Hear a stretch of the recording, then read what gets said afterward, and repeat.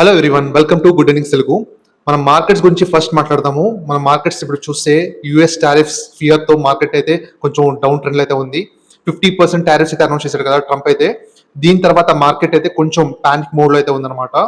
First of all మనం deep గా discuss చేద్దాం అసలు ప్రెసెంట్ మార్కెట్ సిచ్యువేషన్ ఏంటి, అసలు ఈ టైంలో మనం ఏం చేయాలి, మన ఇన్వెస్టర్స్ మార్కెట్ ఇంకా పడుతుందా, వీటి గురించి మనం డీప్ గా డిస్కస్ చేద్దాం. ఇప్పుడు అసలు ఇండియాకి యూఎస్ కి ప్రాబ్లం ఎక్కడ వచ్చింది, ఈ ట్రేడ్ డీల్ ఎందుకు డిలే అవుతుంది, వీటి గురించి డిస్కస్ చేద్దాము. అసలు ట్రంప్ ఏం చెప్తున్నాడంటే మనం ఇండియా వాళ్ళు రష్యా దగ్గర నుంచి క్రూడ్ ఆయిల్ ఇంపోర్ట్ చేసుకుంటున్నాము. మీకు ఆల్రెడీ రిస్ట్రిక్షన్స్ అయితే చెప్పాను కదా, మీకు రష్యా నుంచి ఎవరు కూడా ఇంపోర్ట్ చేసుకోకూడదు క్రూడ్ ఆయిల్ అని చెప్పాను, కానీ ఎవరు వినట్లేదు. ఇండియా ఇంపోర్ట్ చేసుకుంటుంది, మీరు నేను చెప్పిన మాట వినట్లేదు కాబట్టి మీకు టారిఫ్స్ అయితే బాగా వేస్తున్నాను అని చెప్పి ఫస్ట్ అయితే 25% టారిఫ్స్ అయితే వేశాడు. అండ్ దాని తర్వాత 50% టారిఫ్స్ కూడా వేసాడు అనమాట. ఫస్ట్ 25% టారిఫ్ వేసినప్పుడు పెద్దగా మార్కెట్ అంత రియాక్ట్ అవ్వలేదు, చెప్పాలంటే మనకి మెచ్యూర్డ్ గానే ఉంది మార్కెట్ అయితే. అంత పట్టించుకోలేదు ట్రంప్ మాట. మనకి ఆల్రెడీ ఎప్పటి నుంచో మనకి ట్రేడ్ వార్స్ అయితే జరుగుతున్నాయి. మనకి US China war, trade war అయితే జరిగింది. అప్పుడు ట్రంప్ కూడా ఎలాంటి టారిఫ్స్ అయితే చైనా పైన కూడా చాలా వేశాడు. అండ్ చైనా వాళ్ళు రివర్స్ లో వాళ్ళు కూడా వేశారు. అండ్ కొన్ని చైనా వాళ్ళు ఎక్స్పోర్ట్ చేయడం ఆపేశారు. అన్ని ట్రేడ్ వార్స్ అన్ని జరిగిన తర్వాత సెటిల్మెంట్ అయితే జరిగింది, చైనాకి యూఎస్కి అయితే జరిగింది. సేమ్ మన ఇండియా కూడా నెక్స్ట్ ఒకవేళ ఎప్పుడు జరిగినా కూడా ట్రేడ్ వార్ జరిగినా కూడా నెక్స్ట్ సెటిల్ అయిపోతున్న దాంతో మార్కెట్ అయితే పెద్దగా రియాక్ట్ అవ్వలేదు, చెప్పాలంటే మార్కెట్ పెద్ద రియాక్ట్ అవ్వలేదు. కానీ మొన్న మనకి మొన్న వచ్చింది కదా మోనటరీ పాలసీ, మన ఆర్బీఐ దగ్గర నుంచి ఇంట్రెస్ట్ రేట్స్ కట్ చేయట్లేదు అని చెప్పి మనకి న్యూస్ అయితే వచ్చింది. దానివల్ల ఆ రోజు మార్కెట్ అయితే ఫాలో అయింది అనమాట. ఓకే, ట్రంప్ న్యూస్ కన్నా మెయిన్ గా ఇంట్రెస్ట్ రేట్లు తగ్గించట్లేదు అన్న ఆ న్యూస్ తో మార్కెట్స్ అయితే కొంచెం ఇంపాక్ట్ అయితే వచ్చింది. దాని తర్వాత నెక్స్ట్ డే మళ్ళీ మనకి 50% టారిఫ్స్, 25% కాదు మీకు 50% టారిఫ్స్ వేస్తానని చెప్పి ట్రంప్ అంటే ఇంకా అంటే కూల్ అవుతుంది అనుకున్న వాళ్ళు ఇంకా పెరగడం స్టార్ట్ అవడంతో ఇంకొంచెం జరిగింది. మనకి ఎఫ్ఐఎస్ కూడా సెల్లింగ్ అయితే జరుగుతుంది. ఎఫ్ఐఎస్ అయితే కంటిన్యూస్ గా సెల్ చేస్తున్నారు. అండ్ ఎఫ్ఐఎస్ సెల్ చేస్తుంటే డిఐస్ అయితే బై చేస్తున్నారు సేమ్ అగ్రెసివ్ గా. కాబట్టి మనకి అంత పెద్ద ప్రాబ్లం అయితే కాదు. అసలు నిజంగానే ట్రంప్ కి మన ఇండియా వాళ్ళు అంటే మన రష్యా దగ్గర నుంచి ఆయిల్ కొంటున్నాం కదా అదే ప్రాబ్లమా అంటే నిజం చెప్పాలంటే అది కాదు ప్రాబ్లం. చెప్పాలంటే అసలు అంటే రష్యా నుంచి మనం ఆయిల్ కొంటున్నాం ఓకే, కానీ రష్యా దగ్గర నుంచి కూడా వాళ్ళు అమెరికా వాళ్ళు కూడా కొన్ని ఇంపోర్ట్స్ అయితే చేసుకుంటున్నారు అనమాట. ఓకే, మన పైన రిస్ట్రిక్షన్స్ పెట్టారు, వరల్డ్ అన్ని కంట్రీస్ కి అయితే రిస్ట్రిక్షన్స్ అయితే పెట్టారు రష్యా దగ్గర నుంచి మీరు ఇంపోర్ట్స్ చేసుకోకూడదని చెప్పి. కానీ అమెరికా వాళ్ళు కూడా ఆయిల్ కాదు వేరే సమ్ ఇంపోర్ట్స్ అయితే కొన్ని రా మెటీరియల్స్ కానీ కొన్ని ఇంపోర్ట్స్ అయితే వాళ్ళు చేసుకుంటున్నారు రష్యా దగ్గర నుంచి. అది మీడియా వాళ్ళు ట్రంప్ అడిగినప్పుడు మీరు కూడా ఇంపోర్ట్ చేసుకుంటున్నారు కదా మీరు రష్యా దగ్గర నుంచి అని అడిగినప్పుడు అప్పుడు ఆన్సర్ ఏం చెప్పాడంటే ట్రంప్ కామెడీగా నాకు తెలియదు అని చెప్పాడు. ఒక ప్రెసిడెంట్ అయ్యింది అసలు నాకు తెలీదు ఇంపోర్ట్ చేసుకుంటున్నాం అన్నట్లు స్టేట్మెంట్ ఇవ్వడం అది కొంచెం చాలా కామెడీగా ఉంది చెప్పాలంటే. ట్రంప్ కి అసలు ప్రాబ్లం ఏంటంటే మనకి ఇండియా ట్రేడ్ డీల్ తో మనం డిస్కషన్ చాలా రోజుల నుంచి జరుగుతుంది కదా. మెయిన్ ప్రాబ్లం ఎక్కడ వచ్చిందంటే అగ్రికల్చర్ సెక్టర్ దగ్గర అయితే వచ్చిందనమాట. మెయిన్ వాళ్ళకి ఇండియాలో అగ్రికల్చర్ సెక్టర్ లో వీళ్ళకి మార్కెట్ ఓపెన్ అవ్వాలి అంటే వాళ్ళ ఇంపోర్ట్స్ అయితే ఇక్కడ జరగాలి, అగ్రికల్చర్ రిలేటెడ్ ప్రొడక్ట్స్ కొన్ని జరగాలని చెప్పి అడిగారు. ఇండియా వాళ్ళని అయితే అడిగారు. దానికి ఇండియా వాళ్ళు అయితే యాక్సెప్ట్ చేయట్లేదు. ఎందుకంటే వాళ్ళ మార్కెట్ కానీ ఓపెన్ అయింది అనుకోండి చాలా అంటే అగ్రికల్చర్ రిలేటెడ్ ప్రొడక్ట్స్ ఇంకా డైరీ ప్రొడక్ట్స్ కానీ ఇంకా కొన్ని అగ్రికల్చర్ రిలేటెడ్ ప్రొడక్ట్స్ చాలా ఉంటాయి, అవి ఫార్మర్స్ కి ఎఫెక్ట్ అవుతాయి. మెయిన్ గా అగ్రికల్చర్ కి ఎఫెక్ట్ అవుతుంది, ఫార్మర్స్ కి బాగా ఎఫెక్ట్ అవుతుందని చెప్పి దానివల్ల ఎకానమీ కూడా బాగా ఎఫెక్ట్ అవుతుందని చెప్పి యాక్సెప్ట్ చేయట్లేదు అనమాట ఇండియన్ గవర్నమెంట్. ఈ ట్రేడ్ డీల్ చాలా రోజుల నుంచి జరుగుతుంది, చెప్పాలంటే చాలా రోజుల నుంచి జరుగుతుంది. అండ్ వీళ్ళు ఇండియా వాళ్ళు యాక్సెప్ట్ చేయట్లేదు. అండ్ అమెరికా వాళ్ళు అన్ని పుష్ చేస్తున్నారు, అడుగుతూనే ఉన్నారు. ఈ ఈ గొడవ అయితే జరుగుతూనే ఉంది చాలా రోజుల నుంచి. దీనికోసం మెయిన్ గా ఇది సాధించుకోవాలన్న దాంతో ట్రంప్ అయితే మనకి ఫస్ట్ 25% టారిఫ్స్ అయితే అనౌన్స్ చేశాడు. అండ్ ఇంకా మళ్ళీ 50% అనౌన్స్ చేశాడు. ఇంకా చాలా మాట్లాడుతున్నాడు. ఇంకా చెప్పాలి ఫార్మాసిటికల్స్ పైన 200%, 250% టారిఫ్స్ వేస్తాను అంటే ఫ్యూచర్ లో వేస్తాను అని చెప్పి అంటాడు. అసలు చెప్పాలంటే ఇష్టం వచ్చినట్లు ఒక్కొక్కసారి ఒక స్టేట్మెంట్ అయితే ఇస్తున్నాడు. ఈ అగ్రికల్చర్ సెక్టర్ ఓపెన్ అప్ చేస్తే అమెరికా వాళ్ళకి ఓన్లీ ఫార్మర్స్ ఇంపాక్ట్ అవుతారా అంటే కాదు. చెప్పాలంటే మనకి టాక్ అయితే ఉందన్నమాట మీడియాలో, నేను కాదు మీడియాలో టాక్ అయితే ఉంది. పొలిటీషియన్స్ కూడా ఎఫెక్ట్ అవుతారు, పొలిటికలీ లింక్డ్ సెక్టర్ ఇది అగ్రికల్చర్ సెక్టర్. పొలిటీషియన్స్ కూడా కొందరు అంటే ఎఫెక్ట్ అవుతారని చెప్పి చెప్తున్నారు. దాని వల్ల కూడా యాక్సెప్ట్ చేయట్లేదు అని చెప్తున్నారు అనమాట. అంటే ఓకే పొలిటీషియన్స్ మనకి అగ్రికల్చర్ రిలేటెడ్ ఎవరైతే ఉన్నారో మనం చూసినప్పుడు మనకు ఫస్ట్ పేరు మనకు వచ్చేది చంద్రబాబు నాయుడు. మనకి ఏపీ సీఎం మనకి చంద్రబాబు నాయుడు అయితే కనబడుతున్నారు. మనకి హెరిటేజ్ ఫుడ్స్ అయితే ఉన్నాయి కదా, డైరీ ప్రొడక్ట్స్ మెయిన్ గా వాళ్ళు అడిగిన డైరీ ప్రొడక్ట్స్ దానిలో మనకి చంద్రబాబు నాయుడు అయితే హెరిటేజ్ ఫుడ్స్ అయితే ఉన్నారన్నమాట. ఎఫెక్ట్ అయ్యే ఛాన్సెస్ అయితే ఉంటుంది కాబట్టి మనకి ఎంతైనా ఎఫెక్ట్ అవుతుంది కదా. ఓకే, ఇంకా చాలా మంది ఉన్నారు పొలిటీషియన్స్. మనం చూస్తే నితిన్ గడ్కరీ మనకి ట్రాన్స్పోర్ట్ మినిస్టర్, ఆయన కూడా అగ్రికల్చర్ చేస్తారంట. మనకి ఫ్రూట్స్ ఎక్స్పోర్ట్స్ కానీ కొన్ని షుగర్ ప్లాంటేషన్స్ అయితే చేస్తారంట. సంథింగ్ వాళ్ళకి ఇండైరెక్ట్ గా కానీ ఇంకా చాలా మంది పొలిటీషియన్స్ అయితే ఉంది. ఇంకా డైరీ వెంచర్స్ జాసీ కన్గురా అంటే ఎక్స్ఎమ్మెల్యే ఆయన, ఇంకా అత్లఫ్ బుకారి, ఇంకా వేరియస్ అదర్స్ పొలిటీషియన్స్ కూడా డైరెక్ట్ గాను ఇండైరెక్ట్ గాను వాళ్ళకి ఎఫెక్ట్ వస్తుంది పొలిటీషియన్స్ కూడా అని చెప్తున్నారు.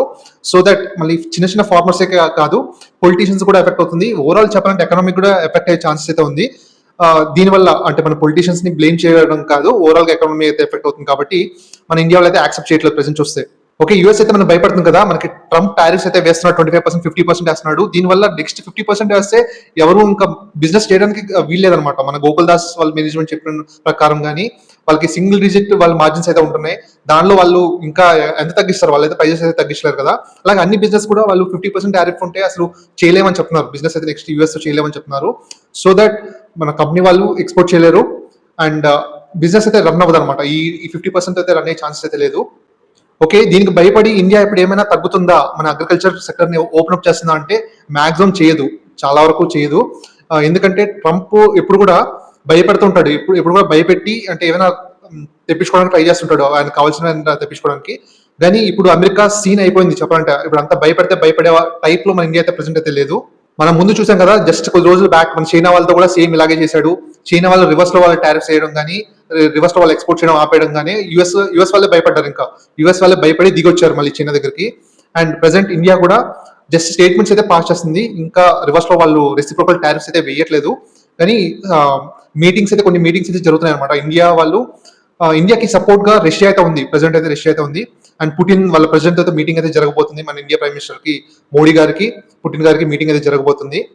అండ్ చైనా వాళ్ళు కూడా మన ఇండియాకి అయితే సపోర్ట్ చేస్తారన్న టాక్ అయితే ఉందన్నమాట. సో దట్ ఎలాగా మనకి అమెరికా వాళ్ళు చైనా వాళ్ళకి ఆల్రెడీ పడదు. ఓకే, చైనా వాళ్ళు మనకు సపోర్ట్ చేసి మాట్లాడుతున్నారు, ప్రెసెంట్ అయితే మాట్లాడుతున్నారు. కాబట్టి మనం చూస్తే మనకి ఆల్రెడీ డాలర్ ఎందుకు యూజ్ చేయాలనేది టాక్ అయితే మార్కెట్ లో కొన్ని బ్రిక్స్ దేశాల నుంచి అయితే ఉంది కదా. అది ఇంకా సివియర్ అయ్యి కొన్ని దేశాలన్నీ కలిపి ఇప్పుడు చైనా, ఇండియా, రష్యా, ఇంకొన్ని దేశాలు కూడా కలిసాయి అనుకోండి. ఇంకా బ్రెజిల్ ప్రైమ్ మినిస్టర్ అనుకుంటా, ప్రైమ్ మినిస్టర్ ప్రెసిడెంట్, ఓకే, ఆయన కూడా మన ఇండియా గవర్నమెంట్ అయితే సపోర్ట్ చేస్తూ మాట్లాడారు.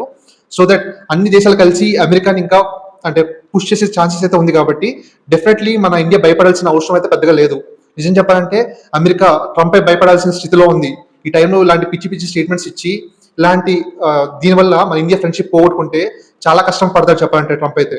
ఇప్పుడే అమెరికా ఎకానమీ కూడా అంత బాగాలేదు చెప్పాలంటే, వాళ్ళు అప్పుల్లో కూరుకుపోయారు, చాలా ప్రాబ్లమ్స్ అయితే ఫేస్ చేస్తున్నారు. అండ్ ఇప్పుడు ట్రేడ్ వార్స్ వల్ల అసలు ఇంకా ఎక్కువ చేసుకుంటున్నాడు చెప్పాలంటే.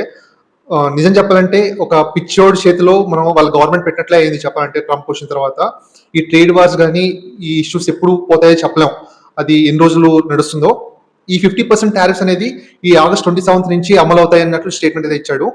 అది మోస్ట్లీ అంటే ముందే సాల్వ్ అయిపోతుంది, బిఫోర్ 27 అయితే సాల్వ్ అయిపోతుంది అనుకుంటున్నాను. మీటింగ్స్ అన్ని ఏదో కండక్ట్ చేసి తర్వాత మనం చెప్పలేం, కరెక్ట్ గా టైం అయితే చెప్పలేం. ఒకవేళ 27 ముందు వచ్చి దీన్ని పోస్ట్ పోన్ చేస్తానని చెప్తాడు, మళ్ళీ మన ఇప్పుడు జరుగుతుంది కదా, చాలా నుంచి జరుగుతుంది, పోస్ట్ పోన్ చేస్తానని చెప్తాడు. అలా డిలే అయ్యే ఛాన్సెస్ అయితే ఉంది. ఓకే, ఈ ట్రంప్ టారిఫ్స్ వల్ల ఇంపాక్ట్ అయ్యే సెక్టర్స్ మనం ప్రెసెంట్ మనం చూస్తే మనకి textiles and apparels, textile sector బాగా సివియర్ గా ఎఫెక్ట్ అవుతుందని చెప్తున్నారు. అండ్ జర్మ్ అండ్ జ్యువెలరీ, ఈ డైమండ్స్ కానీ జ్యువెలరీ సెక్టర్స్ కానీ ఇవి కూడా ఎఫెక్ట్ అవుతాయి. And leather, footwear and sea food, మనకి చేపలు ఇవి ఉన్నాయి కదా, రొయ్యలు, ఇవి సంబంధించిన ఇవి 4 సెక్టర్స్ బాగా సివియర్ గా అయితే ఎఫెక్ట్ అవుతాయని చెప్తున్నారు. Next auto components high 25 to 50% auto components, chemical high ఉంది, ఫార్మాసిటికల్స్ మనకి లో ఇంపాక్ట్ అని చెప్తున్నారు. ప్రెసెంట్ అయితే లో ఇంపాక్ట్ ఉండొచ్చు, అంటే ఫ్యూచర్ లో పెంచుతామని చెప్పి స్టేట్మెంట్ ఇచ్చాడు. 200%, 250% ఫ్యూచర్ లో భయపడుతున్నాడు. మాక్సిమం అయితే ఫార్మాసిటికల్స్ పైన వాళ్ళు ఎక్కువ టారిఫ్స్ పెట్టలేరు, ఎందుకంటే వాళ్ళే ఎక్కువ మన ఇండియా దగ్గర నుంచి ఇంపోర్ట్ చేసుకున్నారు, వాళ్ళకి అవసరం అయితే ఉంది మన అమెరికా వాళ్ళకి. కాబట్టి వాళ్ళ ఇండియా పైన డిపెండెన్సీ చాలా ఎక్కువ ఉంది ఫార్మాసిటికల్స్ లో, కాబట్టి అంత పెంచకపోవచ్చు ఎప్పుడు కూడా. ఎలక్ట్రానిక్స్ అండ్ స్మార్ట్ ఫోన్స్ మనకి చూస్తే లో ఇంపాక్ట్ అని చెప్తున్నారు.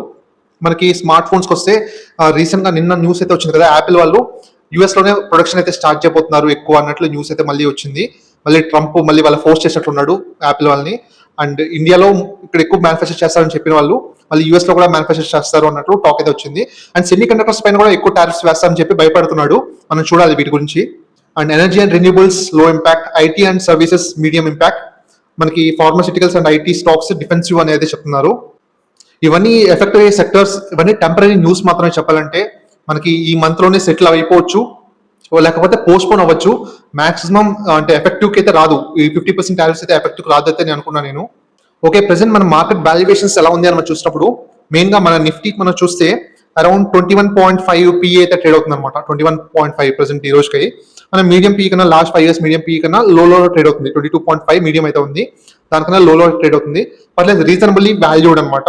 అండర్ వాల్యూ అని చెప్పను అండ్ హై వాల్యూ అని చెప్పను, రీజనబుల్లీ వాల్యూడ్ అవుతుంది. మన స్మాల్ క్యాప్ మనం చూసినప్పుడు, స్మాల్ క్యాప్ ఇండెక్స్ నిఫ్టీ 250 చూసినప్పుడు మనకి 30 పైన అయితే ఉంది, 30 పైన అయితే ఉంది, కొంచెం హై వాల్యుయేషన్స్ లో అయితే ఉంది. కానీ రిజల్ట్స్ అయితే ఇంకా రాలేదు. ఇంకా మన Q1 రిజల్ట్స్ అయితే అన్ని స్టాక్స్ కి రాలేదు, ఇంకా ఒక్కొక్కటి వస్తున్నాయి. మనకి మాక్సిమం నెక్స్ట్ వీక్, దాని తర్వాత వీక్ ఎక్కువ వస్తాయి అనమాట. నెక్స్ట్ వీక్ అయితే వస్తాయి. ఆ రిజల్ట్స్ వచ్చిన తర్వాత, రిజల్ట్స్ బాగా వచ్చినప్పుడు డెఫినెట్ గా పీ కూడా తగ్గుతుంది కదా, అప్పుడు తగ్గచ్చు. కానీ వాల్యుయేషన్స్ అయితే చీప్ అయితే లేదు, కొంచెం హైలీ వాల్యూలో ఉంది ప్రెసెంట్ అయితే small cap. And mid cap కూడా మనకి 30 పైన అయితే ఉంది, 32 అలా ఉంది. మీడియం పీ కన్నా అయితే ఎక్కువే ఉందన్నమాట. Both small cap and medium cap, mid cap రెండు కూడా మనకి మీడియం కన్నా ఎక్కువ ఉంది. కానీ రిజల్ట్స్ అయితే ఇంకా రాలేదు కాబట్టి ఈ Q1 రిజల్ట్స్ వచ్చిన తర్వాత కొంచెం పీ కొంచెం అడ్జస్ట్ అవ్వచ్చు.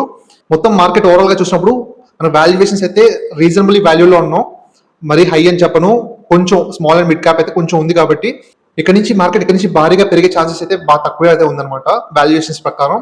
మనకి ట్రంప్ టారిఫ్స్ అన్సర్టినిటీ ఉన్నంత వరకు మార్కెట్ అయితే కొంచెం కన్సాలిడేషన్ లో అయితే ఉంటుంది.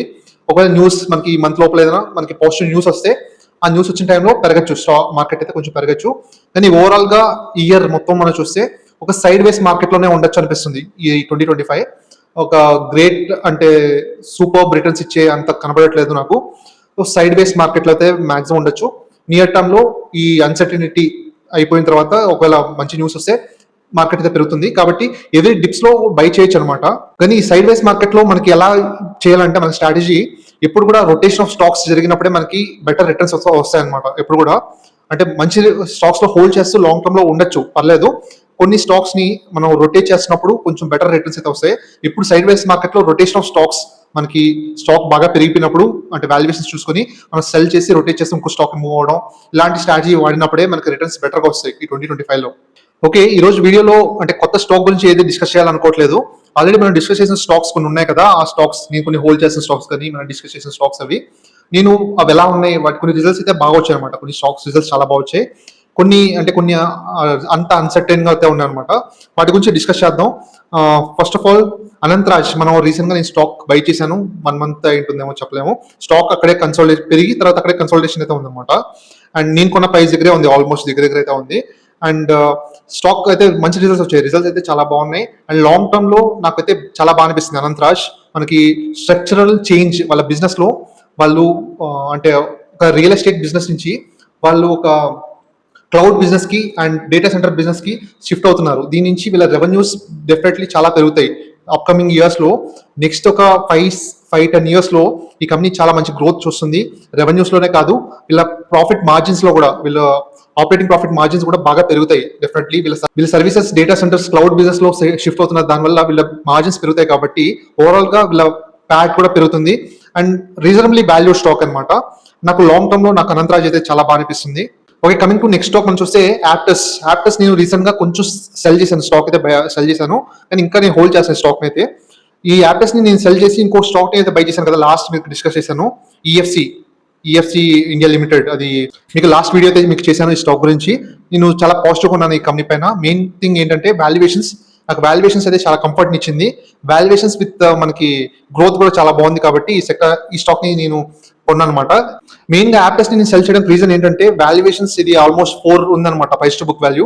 ఇక్కడ నుంచి నాకు పెద్దగా గ్రోత్ నాకు కనబడట్లేదు. రిజల్ట్స్ అయితే బాగా వచ్చాయి, బాగానే గ్రోత్ ఉంది, 20% గ్రోత్ లో అయితే గ్రోత్ ఉంది. కంపెనీ అయితే డీసెంట్ డిఫెన్సివ్ బెట్ చెప్పాలంటే. ప్రెసెంట్ అయితే అందరూ కూడా పెద్ద ఇన్వెస్టర్స్ కానీ, డిఐఎస్ కానీ, ఎఫ్ఐఎస్ కానీ యాప్టస్ లో బై చేస్తున్నారు. అందరూ యాప్టస్ బై చేస్తున్నారు, ఎందుకంటే సేఫ్ సెక్టర్ మనకి వడ్డీ రేట్లు తగ్గుతున్నాయి అండ్ అంతా బాగుంది. కాబట్టి యాప్టస్ ని బై చేస్తున్నారు డిఫెన్సివ్ గా. స్టాక్ ఇక్కడ నుంచి పడే ఛాన్సెస్ కూడా ఎక్కువ లేదనమాట, పెరిగే ఛాన్సెస్ కూడా ఎక్కువ లేదు. అంటే అదే టైం ఇక్కడే కన్సల్టేషన్ అయ్యే ఛాన్సెస్ అయితే కనబడుతుంది. స్లో మూవింగ్ డిఫెన్సివ్ స్టాక్ లాగా అయితే అనిపిస్తుంది నాకైతే. నేనైతే మెల్లమెల్లగా తగ్గించుకుంటూ వస్తాను అనుకున్నాను యాప్టస్ అయితే. నేను అంటే మొత్తం కాకుండా మెల్లమెల్లగా తగ్గించుకుంటూ వచ్చి ఇప్పుడు 350 దగ్గర నేను సెల్ చేశాను. తర్వాత ఒకవేళ ఇంకొంచెం పెరిగితే ఒకవేళ మళ్ళీ మెల్లమెల్లగా సెల్ చేస్తూ, అండ్ వేరే స్టాక్స్ ఇప్పుడు పడుతున్నాయి కదా, ఇప్పుడు స్టాక్స్ అయితే చాలా వరకు చిన్న స్మాల్ క్యాప్ స్టాక్స్ అయితే పడ్డాయి, వాటిని యాడ్ చేసుకుంటూ వెళ్దాం అయితే అనుకున్నాను నా స్ట్రాటజీ అయితే. అండ్ నెక్స్ట్ స్టాక్ మనం చూస్తే అపోలో మైక్రో సిస్టమ్స్. ఈ స్టాక్ మనకి బాగా పెరిగిన తర్వాత మళ్ళీ కొంచెం డౌన్ అయ్యి కన్సల్టేషన్ లో ఉంది కదా. మెయిన్ థింగ్ వాళ్ళ రిజల్ట్స్ అయితే ఎక్స్ట్రాడినరీగా వచ్చాయి, సూపర్ రిజల్ట్స్ అయితే వచ్చాయి. కానీ వాల్యుయేషన్స్ వల్ల స్టాక్ అయితే మూవ్ అవ్వట్లేదు. అండ్ ఇది వాల్యుయేషన్స్ ఎప్పుడు ఎక్కువ ఉన్నప్పుడు కొంచెం ఇలాగే జరుగుతుంటుంది. కానీ ఫ్యూచర్ బాగుండే ఛాన్సెస్ అయితే బాగుందన్నమాట. మనకి ఇయర్ ఎండింగ్ లోపల వీళ్ళకి పెద్ద బిగ్ ఆర్డర్స్ వస్తాయని టాక్ అయితే ఉంది. అది వచ్చినప్పుడు రియాక్ట్ అవుతుంది స్టాక్ అయితే. హై పీ ఉంది కాబట్టి ఇమీడియట్ గా మీరు అంటే ఎక్స్ట్రాడనరీ రిజల్ట్స్ వస్తాయని అంటే రిటర్న్స్ వస్తాయని అనుకోకూడదు. లాంగ్ టర్మ్ లో డెఫినెట్ గా బెటర్ గా పర్ఫార్మ్ చేస్తుంది నాకైతే అనిపిస్తుంది. చూడాలి. నెక్స్ట్ వస్తే క్యామ్స్. ఈ స్టాక్ నేను కొన్న తర్వాత పెద్దగా రియాక్ట్ అవ్వలేదు, పెరగలేదు అనమాట. అక్కడే కన్సోలిడేషన్ అయితే ఉంది. రిజల్ట్స్ అయితే అంత బాగాలేదు, మనం ఎక్స్పెక్ట్ చేసింది యావరేజ్ రిజల్ట్స్ అయితే వచ్చాయి. కానీ ఈ క్యామ్స్ ప్రెసెంట్ వాల్యుయేషన్స్ లో అరౌండ్ 40 పిఈ అలా ట్రేడ్ అవుతుంది అనమాట. రీజనబుల్లీ అండర్ వాల్యూ అని చెప్పలేను, ఎక్స్పెన్సివ్ అని చెప్పలేను, రీజనబుల్లీ వాల్యూ. లాంగ్ టర్మ్ లో స్ట్రక్చరల్ చేంజ్ చెప్పాలంటే మనకి ఎస్ఐపిస్ అయితే బాగా పెరుగుతున్నాయి. మనకి చూస్తే ఎస్ఐపిస్ అయితే బాగా పెరుగుతున్నాయి కాబట్టి ఈ స్టాక్ లాంగ్ టర్మ్ లో బెటర్ గా పర్ఫార్మ్ చేయొచ్చు. నియర్ టర్మ్ లో కొంచెం కన్సల్టేషన్ అయితే ఉండే ఛాన్సెస్ అయితే ఉంది. నెక్స్ట్ చూస్తే ఈప్యాక్ రిజల్ట్స్ కూడా యావరేజ్ గా వచ్చాయి. మనకు తెలిసిందే సమ్మర్ లో మనకి ఎక్కువ వర్షాలు పడడం వల్ల, ఎక్కువ సమ్మర్ వేడిగా లేకపోవడం వల్ల ఏసీ సేల్స్ అయితే జరగలేదు. అన్ని ఏసీ కంపెనీస్ కూడా ఎఫెక్ట్ వచ్చాయి చెప్పాలంటే, వోల్టాస్ కానీ, బ్లూ స్టార్ కానీ, అండ్ ఎవ్రీ కంపెనీ కూడా ఎఫెక్ట్ అయితే వచ్చింది. మనకి పీజీ ఎలక్ట్రోప్లాస్ట్ ఈ రోజు రిజల్ట్స్ వచ్చింది కదా, ఆ స్టాక్ 20% అయితే ఫాలో అయిపోయింది మనం చూస్తే. బట్ హై వాల్యుయేషన్స్ తో ట్రేడ్ అవుతుంది కదా, అది రిజల్ట్స్ ఒక్కసారిగా బ్యాడ్ గా రావడం, వాళ్ళ గైడెన్స్ కూడా కట్ చేశారు. దీనివల్ల పీజీ ఎలక్ట్రోప్లాస్ట్ 20% అయితే ఫాలో అయింది. ఈ ప్యాక్ అయితే మంచి స్టాకే, కానీ వాల్యుయేషన్స్ అయితే ఇప్పుడు 60 పిఈ అరౌండ్ అయితే ట్రేడ్ అవుతుంది, 60 పైన. అండ్ బెటర్ గా పర్ఫామ్ చేయొచ్చు ఫ్యూచర్ లో, బెటర్ గా ఉండొచ్చు. కానీ ఈ ప్రైస్ లో ఇప్పుడు బై చేయడం అంత కంఫర్ట్ అయితే ఇవ్వట్లేదు ప్రెసెంట్ అయితే. Next GPT infra. ఈ స్టాక్ కూడా మనకి రిజల్ట్స్ అయితే బాగా వచ్చింది. మంచి నియర్లీ 40% ప్యాట్ అయితే గ్రో అయింది. కానీ స్టాక్ బాగా పెరిగి మళ్ళీ పడింది అనమాట. మనకి వాల్యుయేషన్స్ చూస్తే మన పీఈ కానీ బిలో 20 అయితే ఉంది. ఇంట్రెన్సిక్ వాల్యూ కూడా ఫేర్ వాల్యూ దగ్గర ట్రేడ్ అవుతుంది. మంచి రీజనబుల్లీ వాల్యూడ్, కానీ ఇన్ఫ్రా స్టాక్స్ కాబట్టి కొంచెం జాగ్రత్తగా ఉండాలి చెప్పాలంటే. మంచి ఆర్డర్ బుక్ ఉంది. ఇప్పుడు కూడా హై ఇన్వెస్ట్మెంట్స్ అయితే ఇన్ఫ్రా స్టాక్స్ లో పెట్టడం కరెక్ట్ కాదు చెప్పాలంటే. Next Kernex micro systems. ఈ స్టాక్ కూడా నేను కొన్న తర్వాత అంటే మళ్ళీ ఫాలో అయింది. ఈ టైంలో నేను యావరేజ్ చేద్దామని చూసాను అనమాట కర్నిక్స్ మైక్రో సిస్టమ్స్ లో. వాళ్ళు నెక్స్ట్ వీక్ రిజల్ట్స్ అయితే ఉన్నాయి. రిజల్ట్స్ అయితే నాకు తెలిసి నా ఎక్స్పెక్టేషన్స్ అనమాట బాగా వస్తాయని అనుకుంటున్నాను. ఎవరు చెప్పలేము, మాక్సిమం నాకైతే బాగా వస్తాయని ఎక్స్పెక్ట్ చేస్తున్నాను. అండ్ మంచి అంటే వాల్యుయేషన్స్ లో అయితే ట్రేడ్ అవుతుంది చెప్పాలంటే. వాళ్ళు ఎక్స్ట్రాడినరీ గ్రోత్ అయితే ఉండబోతుంది. దానివల్ల వీళ్ళు పీఈ అరౌండ్ 35 అయితే ట్రేడ్ అవుతుంది కాబట్టి నాకైతే రీజనబుల్లీ వాల్యూడ్ స్టాక్ అయితే అనిపిస్తుంది నాకు.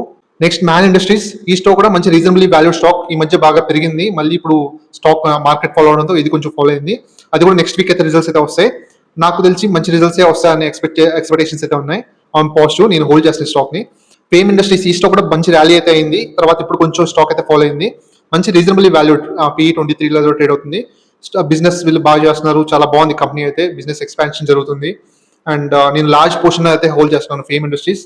నేను టాప్ 2 హోల్డింగ్స్ లో, టాప్ 2 or 3 హోల్డింగ్స్ లో అయితే ఉంది ఫేమ్ ఇండస్ట్రీస్. ఇంకా లాంగ్ టర్మ్ అయితే హోల్డ్ చేస్తాను నేను. నెక్స్ట్ నువామా కూడా బాగా స్టాక్ పెరిగి ఇప్పుడు ఫాలో అయింది అనమాట. అది కూడా మంచి పీఈలో ట్రేడ్ అవుతుంది. 23-24 పీఈలో అయితే ట్రేడ్ అవుతుంది. మంచి attractive price, super stock for long term. ఎవరైనా ఈ ఫాల్ లో యాడ్ చేసుకోవాలనుకున్న వాళ్ళు కన్సిడర్ చేయొచ్చు నువామాని. రిజల్ట్స్ అయితే నెక్స్ట్ వీక్ వస్తాయి. రిజల్ట్స్ వచ్చిన తర్వాత చూసి చేస్తారు అనుకుంటే చూడొచ్చు.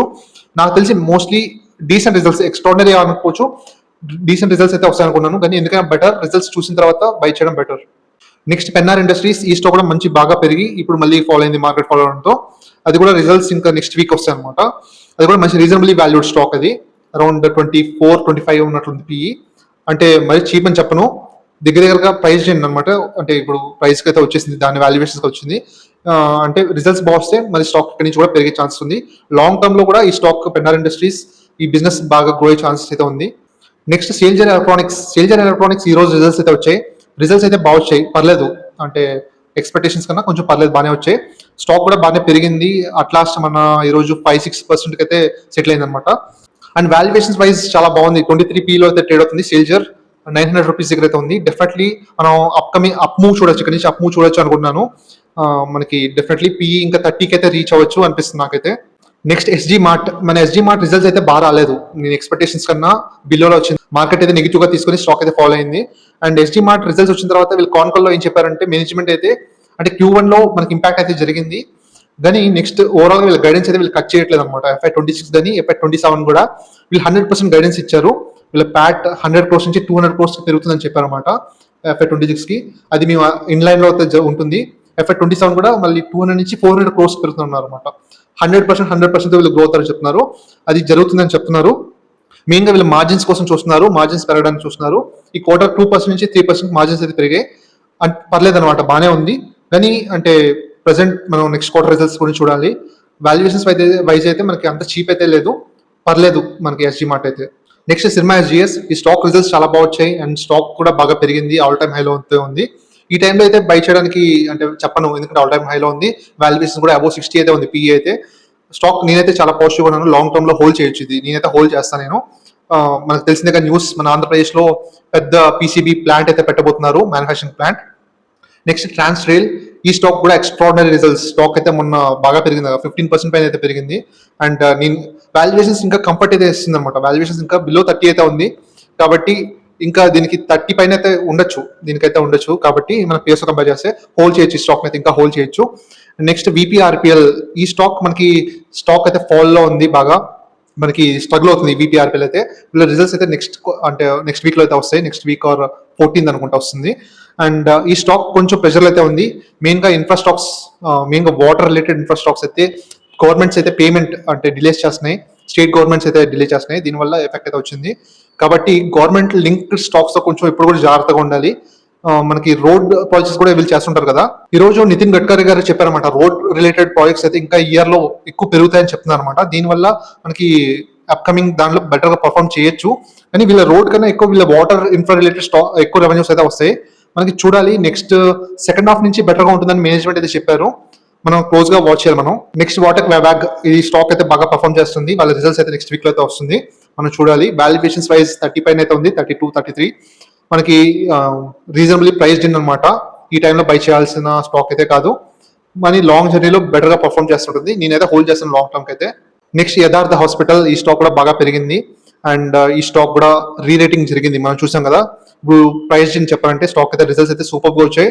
ప్రైస్ జిన్ ఎవరైనా హోల్డ్ చేస్తే హోల్డ్ చేయొచ్చు లాంగ్ టర్మ్ కి, నేను హోల్డ్ చేస్తాను. అది లాంగ్ టర్మ్ లో కూడా గ్రోత్ ఉంది, కానీ ఇప్పుడు ప్రెసెంట్ కొత్తగా బై చేయాలంటే మాత్రం ఇది కాదు ప్రైస్, ఏదైనా ఫాల్ లో ఎప్పుడైనా చూడాలి. నెక్స్ట్ లాస్ట్ ఇది ప్రాజ్ ఇండస్ట్రీస్, మనం చూస్తే స్టాక్ అయితే స్ట్రగుల్ అవుతుంది చెప్పాలంటే, స్టాక్ అయితే ఫాల్ అవుతుంది, కన్సాలిడేషన్ నుంచి ఇంకా డౌన్ అవుతుంది చెప్పాలంటే, ఫాల్ లో ఉంది. మెయిన్ గా చెప్పాలంటే వాళ్ళ గ్రోత్ అయితే లేదు, వాళ్ళ వాల్యుయేషన్స్ కూడా హైలో ఉంది, అబౌవ్ 45 పిఎల్ ట్రేడ్ అవుతుంది. మనం వాల్యుయేషన్స్ కూడా మనకి ఈవీ బై ఎబిటా చూసినా కానీ ఏది కూడా మనకి వాల్యుయేషన్స్ అయితే అంత కంఫర్ట్ లేదు. వీళ్ళ గ్రోత్ తో కంపేర్ చేసి చూస్తే వాళ్ళ వాల్యుయేషన్స్ హైలో ఉంది, కాబట్టి మార్కెట్ అయితే నెగిటివ్ గా తీసుకుంటుంది. అండ్ డిఐఎస్ ఎఫ్ఐస్ కూడా సెల్ చేస్తున్నారు రీసెంట్ గా మన స్టాక్ చూస్తే, నాకైతే కొంచెం నెగిటివ్ గా అనిపిస్తుంది. స్టాక్ ఈసారి రిజల్ట్స్ ఈ నెక్స్ట్ వీక్ అయితే వస్తుంది, ఒకవేళ రిజల్ట్స్ కానీ సరిగ్గా రాక వాళ్ళ మేనేజ్మెంట్ కామెంటరీ కానీ ఇంకా బాగాలేకపోతే నేను స్టాక్ నుంచి అయితే ఎగ్జిట్ అయిపోదాం అని చూస్తున్నాను నేనైతే. మెయిన్ గా ఈ టైంలో కొత్త స్టాక్స్ లో బై చేయడం కన్నా మన ఎగ్జిస్టింగ్ పోర్ట్ఫోలియోలో ఉన్న స్టాక్స్ అయితే యావరేజ్ చేయడం బెటర్ ఎప్పుడు కూడా. కానీ ఏ స్టాక్స్ ని యావరేజ్ చేయాలనేది ఒక క్వశ్చన్ మార్క్ చెప్పాలంటే. చాలా వరకు ఇప్పుడు ఏదైనా గైడెన్స్ ఇచ్చినప్పుడు మేనేజ్మెంట్ వాళ్ళ గ్రోత్ గైడెన్స్ ఇచ్చినప్పుడే ఆ స్టాక్ అయితే బై చేయడానికి ట్రై చేయండి, గ్రోత్ ఉంటుందని చెప్తేనే బై చేయడం బెటర్ ఎప్పుడు కూడా. లేకపోతే అంటే నెక్స్ట్ క్వార్టర్స్ లో మనకి ఇంకా కన్సల్టేషన్ జరిగే ఛాన్సెస్ అయితే ఉంటుంది, కాబట్టి ఇన్స్టెంట్ గా బై చేయని అవసరం లేదు చెప్పాలంటే. సో దట్ ఏదైనా స్టాక్ మనం యావరేజ్ చేయాలనుకుంటే మన పోర్ట్ఫోలియోలో వాళ్ళ గైడెన్స్ ఇవ్వడం మెయిన్ అనమాట. వాళ్ళ గ్రోత్ గైడెన్స్ ఇచ్చినప్పుడు దాన్ని బట్టి వాళ్ళ గైడెన్స్ బట్టి మన స్టాక్ అయితే యావరేజ్ చేయడం చాలా వరకు బెటర్. నేను వీడియోస్ కొంచెం స్లోగా అయితే చేస్తున్నాను, మెయిన్ గా కొన్ని అదర్ వర్క్స్ వల్ల, మెయిన్ గా మన ఛానల్ రిలేటెడ్ నేను ఇంకా ఇంప్రూవ్ చేసుకోవాలని చెప్పి చూస్తున్నాను అనమాట. మన సర్వీసెస్ మన ఛానల్ వాళ్ళ అందరికి కూడా, మనకి మన సబ్స్క్రైబర్స్ కానీ అందరికి బెటర్ గా రావాలి, బెటర్ రిజల్ట్స్ రావాలి అని చెప్పి చూస్తున్నాను. ఒక ఫ్రేమ్ వర్క్ పైన, ఒక ప్రాసెస్ పైన అయితే వర్క్ చేస్తున్నాను, అది అందరికీ తీసుకొని రావాలని చూస్తున్నాను. దీనివల్ల మన పోర్ట్ఫోలియో మేనేజ్మెంట్ పైన కానీ, మొత్తం లైవ్ ట్రాకింగ్ లో కానీ, ఎవ్రీథింగ్ మన పోర్ట్ఫోలియో మేనేజ్మెంట్, స్టాక్స్ రొటేషన్ కానీ, అండ్ ఇంకా కొత్త స్టాక్స్ ని, అన్ఐడెంటిఫైడ్ స్టాక్స్ ని, కొత్త స్టాక్స్ ని ఐడెంటిఫై చేయడం కానీ ఎర్లీగా, వీటి ప్రాసెస్ పైన నేను ఒక ఫ్రేమ్వర్క్ పైన నేను వర్క్ చేస్తున్నాను. అది కొంచెం డిలే అయితే ఛాన్సెస్ అయితే ఉంది. నేను ఆల్మోస్ట్ లాస్ట్ 1 or 2 months నుంచి, 1 month నుంచి వర్క్ చేస్తున్నాను. సో దట్ మీకు వీక్లీ అయితే వీడియో అయితే పెడుతున్నాను, లాస్ట్ వీక్ అయితే రాలేదు. అండ్ సో దట్ చాలా రోజులు అయిపోయింది, ఆల్మోస్ట్ 10 days పైన అయితే అయిపోయింది లాస్ట్ వీడియో చేసి. అండ్ ఇంకా 1 month కూడా పట్టే టైం అయితే ఉండొచ్చు, 1 or 2 months కూడా మనకి నా వీడియోస్ కొంచెం స్లోగా అయితే వస్తాయి, 1 week ఒక వీడియో లాగా. దాని తర్వాత నుంచి ఒక 1 or 2 months తర్వాత నుంచి మీకు రెగ్యులర్ వీడియోస్ అయితే వస్తాయి. మీకు రెగ్యులర్ వీడియోస్ కాదు, నేను టోటల్ అవైలబిలిటీ అయితే ఉంటాను. అక్కడ నుంచి మన ఛానల్ కి సర్వీసెస్ అయితే బెటర్ గా ఉండేటట్లు చూస్తాను నేను. అండ్ ఈ స్ట్రక్చరల్ చేంజెస్ అన్ని అంటే ఒక ప్రాసెస్ ఫాలో అవుదాం అనుకుంటున్నాను. దీనివల్ల మనకి బెటర్ రిజల్ట్స్ అయితే వస్తాయి. ఓవరాల్ గా మనకి రిటర్న్స్ వైజ్, మనకి మీతో ఇంట్రాక్షన్ కానీ, ఎవ్రీథింగ్ మన అందరికి, ఇన్వెస్టర్స్ కానీ, నాకు కానీ, అందరికి కానీ బెనిఫిట్ అయ్యేటట్లు ఒక ఫ్రేమ్వర్క్ అయితే తయారు చేద్దాం అనుకున్నాను. దీనికి కొన్ని రెగ్యులేషన్స్ కానీ కొన్ని ఉన్నాయన్నమాట, దీనిపైన వర్క్ చేస్తున్నాను. అన్ని కానీ త్వరగా అయిపోతే, మనకి ప్రాసెస్ కానీ అయిపోతే 1 or 2 months లో మీకు డెఫినెట్ గా మీకోసం మీకు తీసుకొస్తాను. అది ఇమీడియట్ గా తేడానికి అంత ఈజీ కాదు, ఒక్కొక్కటి స్టెప్ బై స్టెప్ అయితే తీసుకొస్తాను. ఒక లాంగ్ టర్మ్ లో నెక్స్ట్ ఒక 2-3 months తర్వాత నుంచి మీకు ఎఫెక్టివ్గా వచ్చే ఛాన్సెస్ అయితే ఉంటుంది. దాని తర్వాత మనకి అందరికీ బెటర్గా వచ్చేటట్లు మీకు ప్లాన్ అయితే చేస్తున్నాను నేను. మన ఛానల్ నుంచి డెఫినెట్గా మీకు గ్రేట్ సర్వీసెస్ అయితే ప్రొవైడ్ చేద్దామనే ప్లాన్లో అయితే ఉన్నాను. అండ్ ఇప్పుడు ఈ టైం స్పెండ్ చేయడం నాకు డెఫినెట్లీ మీకు ఫ్యూచర్లో డెఫినెట్లీ మీకు ఇంపాక్ట్ మీరే చూస్తారు. Thank you very much. ఈ వీడియో ఇక్కడితో ఎండ్ చేస్తున్నాను. నెక్స్ట్ ఇంకా ఏదైనా ఇంపార్టెంట్ స్టాక్స్ కానీ ఏదైనా ఇన్ఫర్మేషన్ అయితే ఉంటే, మీకు ఏదైనా ఇన్ఫర్మేషన్ ఇమీడియట్గా చెప్పాలనుకుంటే మీకు టెలిగ్రామ్ ఛానల్ అయితే మీకు ఇస్తుంటాను. మీకు ఎవరైనా టెలిగ్రామ్ ఛానల్ ఇంకా యాడ్ కాకుండా ఉంటే యాడ్ అవ్వడానికి ట్రై చేయండి. మీకు ఇంపార్టెంట్ ఇన్ఫర్మేషన్స్ అయితే అక్కడ పాస్ చేస్తుంటాను నేను. Thank you very much. మన ఛానల్ని సబ్స్క్రైబ్ చేయండి. ఇది మన ఛానల్. మనం కలిసి ట్రావెల్ చేద్దాం, స్టాక్ మార్కెట్లో బాగా సంపాదిద్దాం.